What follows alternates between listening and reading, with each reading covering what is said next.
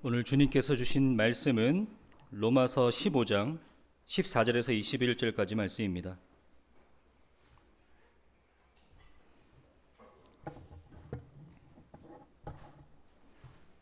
(14절에서 21절까지) 말씀입니다. 교독하도록 하겠습니다.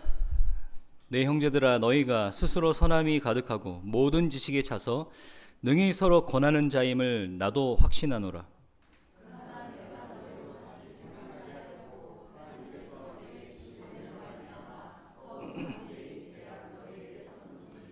이 은혜는 곧 나로 이방인을 위하여 그리스도 예수의 일꾼이 되어 하나님의 복음의 제사장 직분을 하게 하사 이방인을 제물로 드리는 것이 성령 안에서 거룩하게 되어 받으실 만하게 하려 하심이라.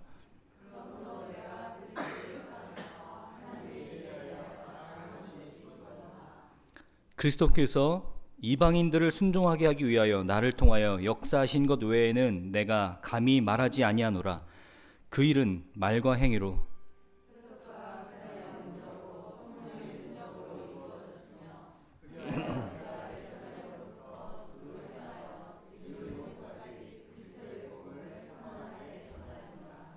또 내가 그리스도의 이름을 부르는 곳에는 복음을 전하지 않기로 힘써노니 이는 남의 터 위에 건축하지 아니하려 함이라.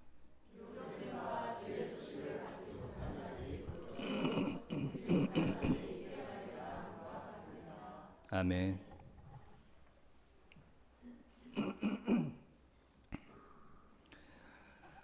여러분이 오늘 읽은 15장 14절부터는 로마서의 결론에 해당하는 부분들입니다. 로마서 15장 1절부터 13절까지는 우리가 지난주에 나눴던 말씀의 확장된 말씀이고요. 본격적으로 15장 14절부터는 로마서의 결론에 해당되는 부분들입니다. 그러니까 로마서 15장 1절부터 13절까지의 이야기를 통해서 바울이 로마서를 통해서 하고자 하는 이야기들은 끝났습니다. 다시 한번 정리해드리면 로마서는 1장부터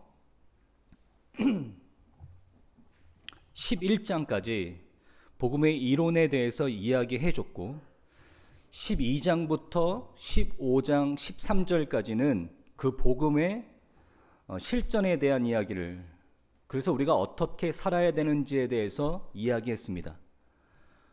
그래서 오늘 본문 말씀은 로마서의 바울이 이야기하고자 하는 이야기를 본격적으로 끝내고 마무리 결론으로 하고 있는 내용들입니다. 로마서 13장부터 우리에게 보여줬던 복음을 소유한 자들이 그 복음의 내용을 가지고 어떻게 살아야 되는지에 대해서 이야기했던 내용들을 여러분 마음속에 정리가 되시기를 바랍니다. 정말로 우리가 담아내야 될 우리의 모습들이라는 걸 꼭 기억하시길 바랍니다. 지난주에 말씀드렸듯이 로마서 11장 또는 12장까지의 내용만 우리가 기억하고 암송하기를 좋아하지만 정말로 중요한 건 그 복음이 우리를 어떻게 살게 하느냐, 이 실력을 보여주는 게 굉장히 중요합니다. 제가 지난주에 말씀이 끝나고 한 가지 좀 의문이 들었어요. 제가 지난주 설교했을 때 괜한 오해를 불러일으키지 않았나 이런 생각이 들었습니다. 실예로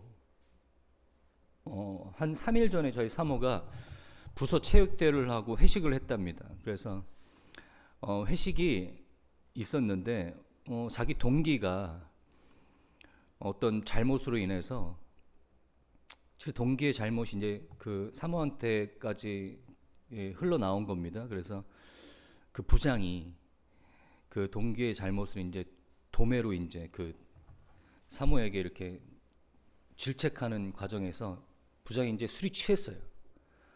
그래서 술을 당신도 먹어라. 사모가 얘기한 건 아니고 주위 사람들이 이제 저분은 종교적인 이유 때문에 술을 먹지 않는다 이렇게 얘기를 했다. 교회 다니면 교회 다녀도 술 먹어도 되지 않냐 막 그러면서 이제 좀 격양된 말투로 그렇게 얘기를 했답니다. 그래서 그럴 때마다 참 힘들고 곤란하다고 얘기했어요. 그래서 제가 이렇게 얘기했습니다. 사모님한테. 술 먹어도 되고 안 먹어도 되니 마셔도 됩니다. 이렇게 얘기하지 않았어요. 네, 이렇게 얘기하지 않았어요. 단호하게 상냥하게 당신의 뜻을 전하고 핍박하면 핍박을 받으라. 그것이 당신의 자리입니다. 이렇게 얘기했습니다. 네, 제가 지난 시간 여러분들에게 말씀드린 건 정말로 중요한 것을 위해서 여러분의 복음의 싸움을 싸우십시오라는 이야기입니다. 정말로 복음이 담아내야 되는 중요한 본질을 담아내는 삶을 사십시오.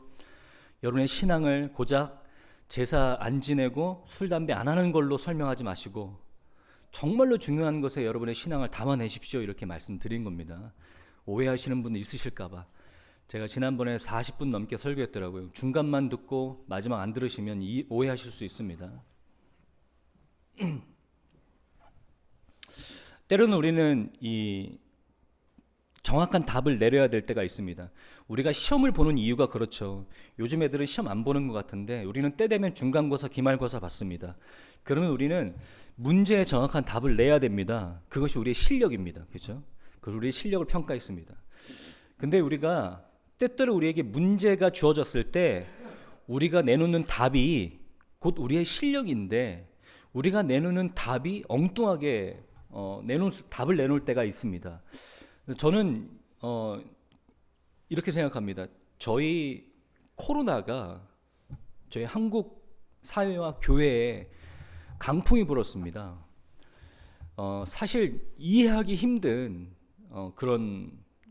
저는 아직도 왜 코로나가 왔는지 잘 이해 못하는데요. 이해하기 힘든 이유로 코로나가 우리나라를 강타했죠. 사회뿐만 아니라 교회의 전반적인 부분들까지도 마비시켰습니다. 그러자 교회가 요상한 답을 내기 시작합니다. 하나님이 심천지나 특정한 진판을 심판하신다라는 식의 또는 어떤 교회가 가지고 있는 교회론과 예배론에 대한 이상한 답을 내기 시작해요. 예배 시간에 모여서 기간지에다가 소금물을 뿌린다든지 그런 웬만하면 모이기를 자제해야 되는데 몇백 명씩 모여서 집회를 들고 보란 듯이 하다가 집단 감염에 걸린다든지 이런 답을 내렸습니다. 과연 교회가 뭘까? 과연 예배가 뭘까라는 그런 질문에 대해서 한국 교회가 답을 좀 건전하지 못하게 냈던 것 같습니다. 마찬가지입니다. 우리 사회는 교회에 질문을 던질 때가 있습니다. 여러 가지 상황과 어려운 상황들이지 또는 정치적인 여러 가지 상황들에서 우리에게 질문을 내릴 때 교회가 교회답지 못한 답을 내릴 때가 있습니다. 오늘 이 로마서는 우리가 이제까지 본 이 로마서는요, 복음을 소유한 크리스찬들, 성도들이 그 복음으로 말미암아 우리의 삶에서 어떠한 답을 내려야 되는지에 대해서 실예를 보여줬습니다. 여러분의 무대, 여러분의 그 삶의 무대들, 그리고 환경의 그릇들, 여러분 거기에 여러분의 어떤 내용을 담아내시겠습니까? 이런 질문들을 여러분에게 끊임없이 내밀었습니다. 이제 로마서는 다음 주 엔딩 크레딧 해당하는 16장을 끝으로 로마서를 마치게 됩니다. 여러분들은 여러분의 삶의 무대, 삶의 그릇에 여러분이 그 어떤 내용을 담아낼 것인지, 여러분의 실력이 어떤 것인지를 보여주셔야 됩니다. 여러분이 가지고 있는 상황과 환경과 무대 속에서 복음을 소유한 자로서 어떠한 모습으로 살아내야 되는지 로마서는 여러분들에게 끊임없이 도전하고 있습니다. 오늘 본문 말씀에 이런 이야기가 있습니다. 내 형제들아, 내가 스스로 선함이 가득하고 너희가 스스로 선함이 가득하고 모든 지식에 차서 능히 서로 권하는 자임을 내가 확신하노라. 너희가 복음에 대해서 너희 가운데 얼마나 잘 알고 또 그것을 다른 사람에게 권할 수 있을 실력이 있다라는 건 내가 잘 안다. 그러나 내가 너희로 다시 생각나게 하려고 하나님께서 내게 주신 은혜로 말미암아 더욱 담대히 대략 너희에게 썼노니. 그런데 이 복음을 너희에게 다시 생각나게 하기 위해서 썼다라고 얘기합니다. 저는 이 바울의 의견에 동의합니다. 이 마이크 좀 높여주세요.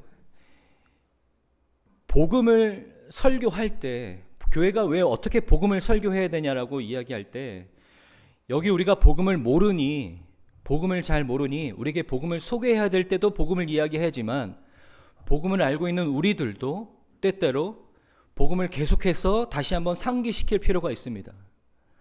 여러분 로마서를 통해서 여러분 복음을 들었을 때 여러분 어떻게 했습니까? 나는 이거 다 아는 이야기니까 나는 들어도 들을 필요 없겠다라고 생각하셨습니까? 아닙니다. 복음은요, 계속해서 우리를 통해서 다시 한번 되새김질 되어야 됩니다. 이유는 무엇입니까? 복음은 우리 안에 어떤 관념과 이론으로 자리 잡기 위해서 우리가 듣는 것이 아닙니다. 복음은 반드시 우리가 그 복음으로 말미암아 살아내기 위해서 복음이 필요한 것입니다. 그래서 우리가 왜 복음을 다시 들어야 되느냐? 우리 자신을 점검해 봐야 된다라는 거예요.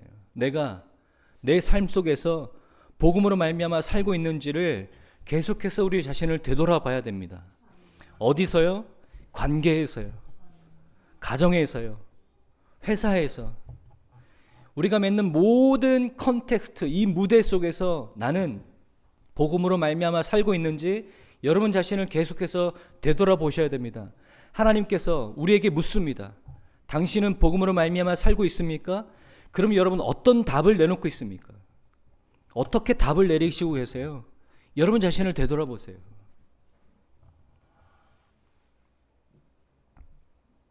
바울은 이 복음의 이론을 가지고 마지막으로 자기 자신에게 적용하고 있습니다.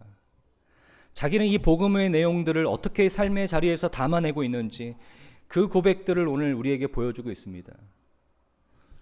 여러분들도 그래 보십시오. 여러분 이 바울이 갖고 있는 상황에서 어떻게 자기의 삶 속에서 이 복음의 내용들을 담아냈는지 우리가 일일이 오늘 다 찾아보진 않겠지만 여러분 기억하실 겁니다. 바울이 몸이 아팠을 때 그가 가지고 있는 복음으로 그가 어떤 내용들을 담아냈죠? 바울이 억울한 일을 당했을 때 그는 어떤 삶의 모습을 우리에게 보여줬죠?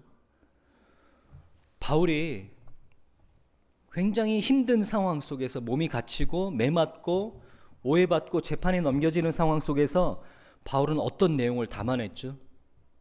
억울하게 누명이 쓰여서 재판의 자리까지 가서 바울은 어떤 내용을 담아냈죠? 죽기 직전까지 맞는 그 자리에서도 또는 그렇게 고난을 받고 그 모교회로 돌아왔을 때에도 바울은 어떤 모습으로 그 복음의 내용들을 담아냈죠? 여러분 그것들을 생각해 보면 나는 어땠을까? 여러분의 자신을 좀 되돌아보셔야 됩니다. 나는 몸이 아팠을 때, 어려운 상황과 이해할 수 없는 상황에 내가 맞닥뜨려졌을 때, 고난 중에 있을 때, 또는 이해할 수 없는 그런 심각한 나의 그런 문제들로 인해서 내가 화가 머리끝까지 찰 정도로 원망이 가득 찼을 때, 나는 바울과 같은 그런 모습으로 내 삶의 복음을 담아내는가? 여러분 제가 제 자신을 되돌아봐도 바울은 좀 달랐던 것 같습니다. 저는 그런 상황에서 어땠습니까? 하나님 왜 저한테 이런 시련을 주십니까? 하나님 왜 저에게 이런 병을 주십니까?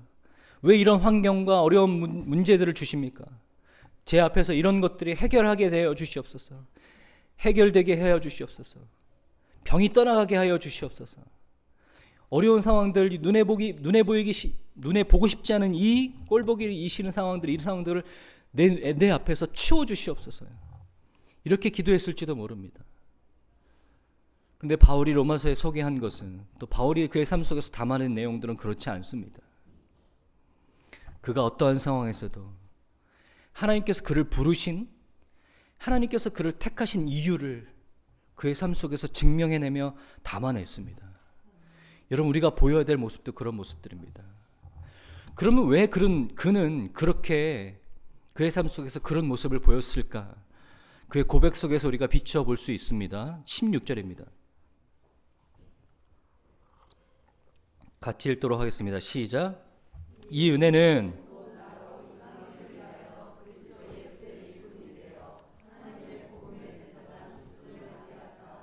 이방인들의 제물로 드리는 것이 성령 안에서 거룩하게 되어 받으실 만하게 하려 하심이니라. 아멘.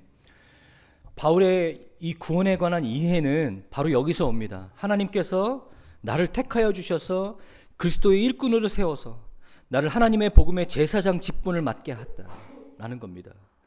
하나님의 복음의 제사장 직분을 맡게 했다라는 이 부분을 여러분의 삶에서 이해하시고 담아내셔야 됩니다. 여러분, 하나님께서 택하시고 부르신 이유는 하나님의 제사장 직분을 맡기 위함이라는 것입니다. 여러분, 여기 서 있는 제가 하나님의 제사장 직분을 맡은 사람이 아닙니다. 하나님의 부르심을 받은 모든 사람들, 하나님의 부르심을 받은 택하심을 받은 모든 사람들은 하나님의 제사장 직분을 맡은 사람들입니다. 예배의 순서를 맡고 또 어떤 제사의 중요한 임무를 맡고 이런 이해가 아닙니다. 하나님께서 제사장 직분을 맡겨주셨다는 것은 무엇입니까? 우리를 통하여서, 이 제사장 직분을 맡은 사람을 통하여서 하나님이 어떤 분이신지, 하나님이 어떻게 역사하시며 일하시는 분이신지를 알게 하겠다라는 것입니다. 그래서 여러분, 하나님의 부르심을 입은 모든 여기 계신 모든 성도님들, 여러분의 삶을 통해서 하나님께서 어떤 분이시며 하나님께서 어떻게 일하시고 역사하시는 분이심을 여러분의 삶을 통해서 드러나게 하시겠다라는 게 하나님의 뜻입니다. 여러분 꼭 그것을 기억하셔야 돼요. 그것을 기억하셔야 됩니다. 빌립보서에 보면 빌립보서는 우리 기쁨의 서신이라고 합니다. 그러니까 바울의 기쁨이 담겨져 있는 편지라고 하죠. 근데 여러분 여기서 꼭 기억하셔야 될 게 뭐냐면 빌립보서를 바울이 언제 썼는지, 어떤 상황에서 그 편지를 썼는지를 이해하셔야 됩니다. 바울이 감옥에 갇혔을 때, 바울이 고난 중에 있을 때 그 빌립보서를 썼습니다. 그러면서 바울이 뭐라고 얘기하냐면 내가 너희를 생각할 때마다 기쁘다라고 얘기합니다. 여러분, 바울의 기쁨의 조건은 우리의 상황과 바울이 맡고 있는 상황과 조건에 있지 않았습니다. 내가 갇혔었는데, 내가 죽을 위기에 있었는데 기적적으로 살아났어. 그래서 내가 기뻐가 아닙니다. 그는 여전히 갇혀있고 그는 여전히 언제 죽을지 모르는 위험 가운데 있는데 그는 기뻐했습니다. 그가 기뻐했던 이유가 무엇이냐? 내가 갇힘으로 인해서 예수 그리스도의 복음이 널리 전파되고, 그러니까 내가 갇혀 있는데도 불구하고 예수 그리스도의 복음은 변함없이 널리 전파될 것, 내가 그것을 생각할 때마다 기쁘다. 왜 기쁩니까? 내가 갇혀 있는데도 복음은 널리 전파되고 하나님께서 이 복음을 통해서 하나님께서 어떤 상황을 우리에게 보여주고 싶어 하시는지, 이 복음의 능력이 어떤 것인 것을 우리가 진정으로 깨닫게 하게 하심을 내가 기뻐한다라는 거예요. 여러분, 그런 걸 이해하셔야 돼요. 바울은 갇혀 있는데 복음은 계속해서 전파되고, 바울이 갇혀 있을 때 복음의 능력이 진정으로 무엇인지를 오히려 더 드러나게 됨으로 인해서 바울은 기뻐한다라고 얘기하고 있습니다. 마찬가지입니다, 여러분. 여러분의 삶의 모습에서, 여러분의 삶의 여러 가지 환경 속에서 하나님께서는 여러분의 안에 있는 복음의 능력들이 드러나기를 원하십니다. 여러분, 그런 하나님의 도구로, 그런 그리스도의 일꾼으로 여러분 부르셨습니다. 여러분의 자리에서 이 복음의 내용들을 담아내시는 여러분 되시길 바랍니다. 그래서 여러분, 내 환경의 조건들과 어려운 것들을 하나님 이것을 몰아내게 해주세요라는 그런 기도가 아니라, 이런 환경 속에서 오히려 하나님께서 하나님의 복음이 어떤 능력을 갖고 있는지를 여러분의 삶을 통해서 나타나게 되기를 원합니다. 예를 들면 저 같은 사람들을 세우신 목적이라는 거죠. 저 같은 사람을 세우셨을 때 하나님께서 하나님의 능력을 더욱더 우리에게 보여주게 되기 원하셨기 때문에, 만약에 제가 목회자 하기에 좋은 성품과 조건들을 갖추고 있었다면 저를 통해서 하나님이 드러나는 것이 아니라 제가 더 잘 드러났겠죠. 저 사람은 워낙 인품이 좋고 그런 조건들을 갖춘 사람이기 때문에 목사가 되었을 거야, 하나님을 믿는 사람이 되었을 거야 라고 드러났겠죠. 하나님께서 저를 택하시고 부르신 이유는 무엇입니까? 저를 사용하시고 저를 목사로 세우셨을 때 진정한 하나님의 능력이 보여지기 때문입니다. 저는 굉장히 제가 강한 사람입니다. 제 고집이 강하고 생각이 강한 사람입니다. 그런데 하나님께서 저를 사용하시기 위해서 많은 일들을 하셨어요. 제가 목사로 세워졌을 때 제 입에서 나올 수 있는 말들은 하나님께서 모든 것들을 다 하셨다라는 말뿐이었습니다. 하나님을 인정하는 것뿐이었습니다. 제가 깨달았습니다. 하나님께서 나를 목사를 세우신 이유는 하나님께서 어떤 분이신지를 내가 내 삶을 통해서 또 내 증거와 내 설교를 통해서 드러나게 하기를 원하시는구나. 나는 오로지 하나님이 어떤 분이신지를 증거하는 그런 역할을 감당했다 라고 제가 이해가 됐습니다. 마찬가지입니다. 하나님께서 여러분들을 은혜 가운데서 여러분을 부르셨습니다. 여러분의 삶의 자리에서 하나님께서 드러나시는 삶을 사셔야 됩니다. 제가 이 로마서를 시작할 때 여러분들이 이렇게 부탁드렸습니다. 여러분, 저는 이 로마서를 통해서 여러분들에게 복음을 소개하고 또 복음이 어떻게 살아내야 되는지에 대해서 여러분 소개할 겁니다. 근데 여러분 꼭 기억하셔야 됩니다. 여러분, 이 복음은 하나님께서 우리를 위해서 어떤 일을 행하셨는가에 주목하는 것입니다. 하나님께서 우리를 위해서 어떤 일을 행하셨는가, 이것을 주목하는 것이 복음입니다. 내가 하나님께 무엇을 할까, 내가 하나님 앞에서 무엇을 행했는가를 주목하지 마십시오. 하나님께서 여러분에게 어떤 일을 행했는가, 여러분의 시선을 하나님께로 드십시오. 여러분, 이 복음을 소개하고 있는 이 로마서 이 마지막 결론에도요, 바울은 이렇게 이야기하고 있습니다. 그러므로 17절입니다. 내가 그리스도 예수 안에서 하나님의 일에 대하여 자랑하는 것이 있거니와 그리스도께서 이방인들을 순종하게 하기 위하여 나를 통하여 역사하신 것 외에는 내가 감히 말하지 아니하노라. 그리스도께서 이방인들을 순종하게 하기 위하여 나를 통하여 역사하신 것 외에는 내가 감히 말하지 않겠다. 하나님께서 나를 통해서 하신 일 외에는 내가 아무것도 자랑할 것이 없다 라고 말하는 바울의 고백입니다. 여러분, 이것이 복음으로 말미암아 살아내는 사람들의 고백인 줄 믿습니다. 하나님께서 나를 택하시고 나를 통해서 역사하시며 나의 삶을 통해서 하나님이 어떤 분이신지를 드러나게 하는 것, 나는 그것 말고는 자랑할 것이 없다. 내 삶의 모든 여정 속에서 하나님께서 모든 것들을 하셨다. 나는 아무것도 아니다. 이런 고백이 여러분의 고백이 되어야 됩니다. 여러분, 우리가 간증하라고 강단에 세워놓으면 우리가 보통 어떤 말을 하냐면 내가 어떻게 살아왔는지, 내가 어떤 일을 행했는지, 내가 어떤 열심을 갖고 있는지에 대해서 소개합니다. 하지만 진정으로 복음을 소유한 사람들은요, 우리가 그리스도의 십자가 말고는 자랑할 것이 없다라고 얘기하는 사람들입니다. 내가 얼마나 쓸모없는 사람인지, 내가 얼마나 비천한 사람인지 그리스도의 십자가 앞에 서니까 알게 되었다. 그러므로 인해서 내가 그 이후의 삶은 내가 그리스도만 드러나게 하는 내 삶으로 나는 결단하고 결정했다. 내가 나한테 무슨 말을 하라고 시키면, 나한테 간증하라고 시키면 나는 그것밖에 자랑할 것이 없다. 여러분의 삶은 어떻습니까? 여러분의 신앙의 고백은 어떻습니까? 여러분의 삶을 되돌아봤을 때 하나님께서 나를 통해서 하신 일들, 역사하신 것들, 그래서 나를 통해서 하나님께서 어떤 하나님인지를 드러나게 하신 것들, 그것만 드러내시며 고백하시며 사시는 여러분 되시길 바랍니다. 오늘 우리가 이 로마서를 마지막 결론 지으면서 좀 되돌아보시길 원합니다. 어떻습니까?